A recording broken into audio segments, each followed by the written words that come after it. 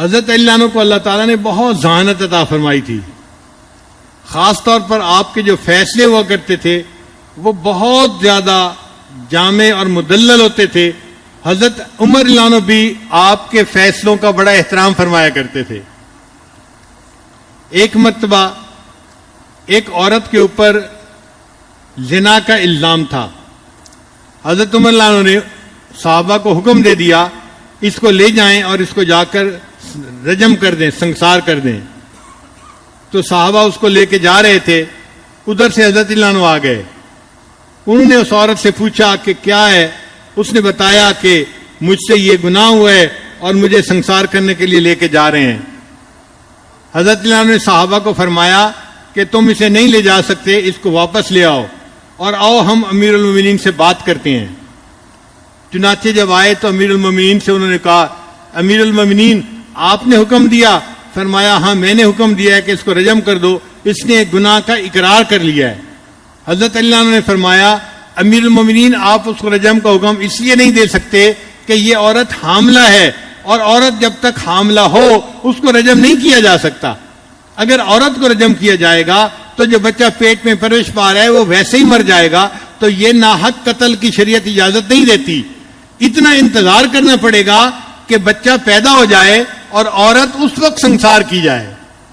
تو حضرت عمر اللہ نے فرمایا لولا علی لہلک عمر، اگر علی نہ ہوتے تو عمر تو ہلاک ہی ہو جاتا.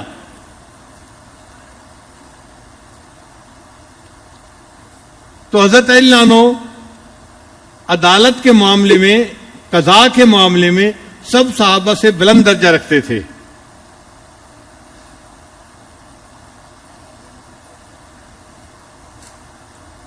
ایک مرتبہ حضرت علی عنہ، حضرت ابوبکر صدیق عنہ، حضرت عمر عنہ تینوں جا رہے تھے. ایک طرف حضرت ابوبکر صدیق تھے اور دوسری طرف حضرت عمر عنہ تھے. ان دونوں حضرات کے قد ذرا لمبے تھے اور درمیان میں حضرت علی عنہ چل رہے تھے اور حضرت علی عنہ کا قد تھوڑا چھوٹا تھا. جسم کے مضبوط تھے، ٹھوس تھے، بہت طاقتور تھے، مگر قد اتنا بڑا نہیں تھا. تو درمیان میں حضرت علی عنہ چل رہے تھے. حضرت علی عنہ کو مذاق سوجا. انہوں نے مذاق کیا کہ دیکھو ہم تینوں چل رہے ہیں تو جس طرح لنا کا لفظ ہوتا ہے نا کہ دونوں طرف اونچا ہوتا ہے، ایک طرف لام اور ایک طرف الف اور درمیان میں چھوٹا نون ہوتا ہے. علی تم نون کی طرح ہو، ہم دونوں لام اور الف کی مانند ہے، ہم تینوں لنا بن کے چل رہے ہیں. حضرت علی نے فوراً جواب دیا ہاں اگر لنا کے لفظ سے نون کو نکال دیا جائے تو باقی لا رہ جاتا ہے، تو مجھے اگر تم تین میں سے نکال دیا جائے میرے بغیر تم بھی لا کی مانند ہو. تو اللہ تعالیٰ نے ان کو بہت ذہانت عطا فرمائی تھی. ایک مرتبہ سیدہ فاطمہ زہرا رضی اللہ عنہا کے پاس تشریف فرما تھے. حضرت علی عنہ کو طبیعت کے اندر خوش طبعی آئی تو حضرت علی عنہ نے شعر بنایا ان النساء شیاطین خلقن لنا، کہ یہ عورتیں شیاطین ہیں اور ان کو ہمارے لیے پیدا کر دیا گیا ہے. کیونکہ نبی علیہ السلام نے فرمایا النساء حبائل الشیاطین، عورتیں شیطان کی رسیاں ہیں، شیطان ان رسیوں سے دوسرے بندے کو ٹیپ کر کے اپنی طرف کھینچتا ہے. انہوں نے اس میں شعر بنایا ان النساء شیاطین خلقن لنا نعوذ باللہ من شر الشیاطین، ہم اللہ کی پناہ مانگتے ہیں ان شیاطین کے شر سے. اب وہ بھی خاتون جنت تھیں، اللہ تعالیٰ نے بھی ان کو علم و عرفان عطا فرمایا تھا. انہوں نے فوراً اس شعر کو بدل کے یوں پڑھا ان النساء ریاحین خلقن لکم، کہ یہ عورتیں خوشبوئیں ہیں، ان کو اللہ نے تمہارے لیے پیدا کیا ہے. وَكُلُّكُمْ تَشْتَهِي شَمُّ الرَّيَاحِينِ، اور ہر بندہ تم میں سے ان خوشبوؤں کو سونگنے کے لیے ترستا پھرتا ہے. تو حضرت علی عنہ مسکرا پڑے فاطمہ تم نے میرا اچھا جواب دے دیا.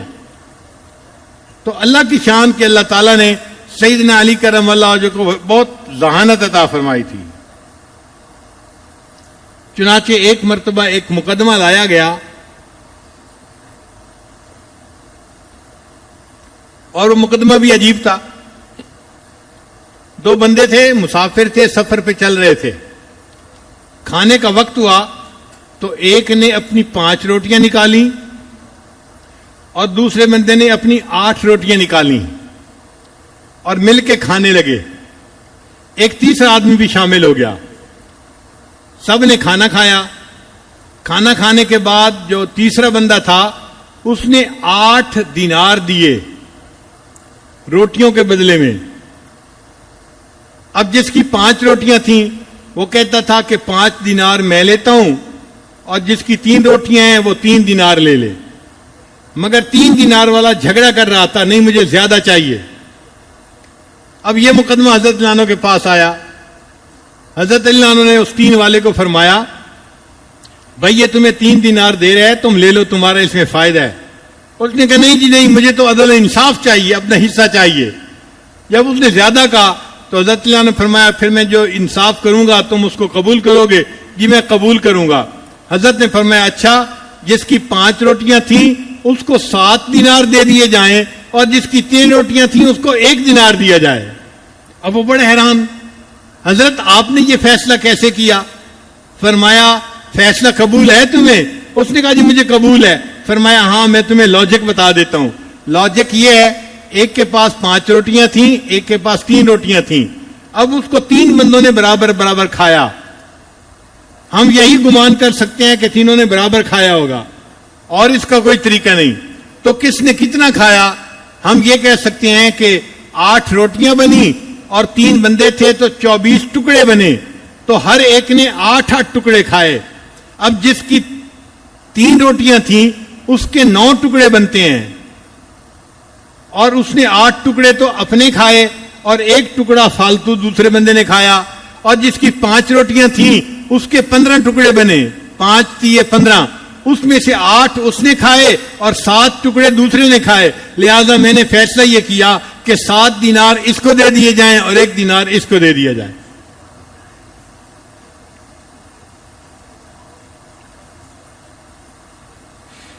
ایک خارجی تھا, وہ حضرت علی عنہ کی خدمت میں حاضر ہوا اور اعتراض کرنے لگا, حضرت آپ سے پہلے جو خلفائے راشدین تھے ان کے زمانے میں بڑی فتوحات ہوئیں, اسلام بڑا پھیلا, ان کے زمانے میں بڑا امن اور سکون تھا, اور آپ کے دور خلافت میں تو بس خانہ جنگی ہوتی رہی, آپس میں ہی لڑتے رہے, اسی میں ہی وقت گزر گیا.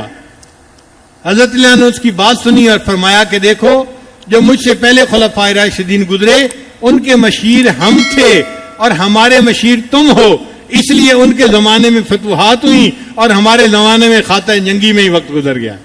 ایسا جواب دیا کہ وہ بندہ منہ لٹکا کے چلا گیا.